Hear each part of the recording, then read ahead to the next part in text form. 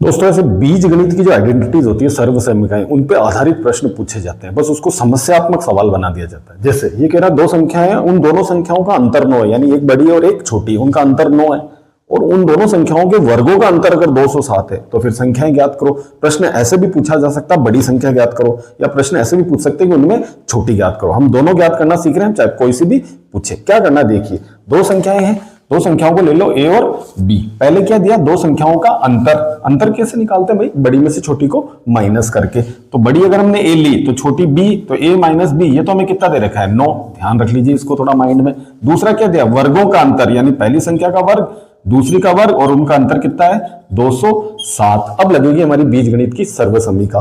देखिए a square minus B square है, तो उसको हम क्या लिख सकते हैं, a plus B, a minus B, यानी कि सेम चीज एक बार प्लस में और एक बार माइनस में। अब थोड़ा गौर से देखें, a माइनस बी की वैल्यू तो मालूम है हमें कितनी, 9। तो भाई a माइनस बी की जगह कितना रख दो, 9 को जरा घुमा के उधर भेजो, तो a प्लस बी, ये 9 हमारा गुणा में था, घूम के किस में चला गया, बटा में। जरा 9 से कट करे इसको, 9 से कट हो गया, 9 दूनी 18, 2 बच्चे तो 27, 9 तिया 27, यानी कि 23। अब इन दोनों चीजों पे थोड़ा गौर कर लो, a प्लस बी मालूम, a माइनस बी मालूम। अब इसका थोड़ा एक चीज ध्यान दें, अगर ऐसी कंडीशन हमें मालूम हो कि दो संख्याओं का योग मालूम हो और दो संख्याओं का अंतर मालूम हो, तो भाई वो दो संख्याएं फट से निकाल लो बिना सॉल्यूशन।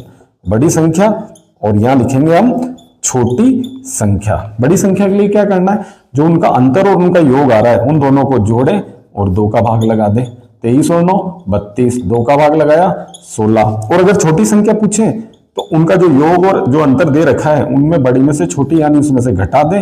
23 में से 9 गए तो कितने बचते हैं हमारे पास, 14, और 2 का भाग लगाया तो 7। इसका मतलब बड़ी संख्या हमारी 16 है और छोटी संख्या 7 है। ये इस तरह से करना है।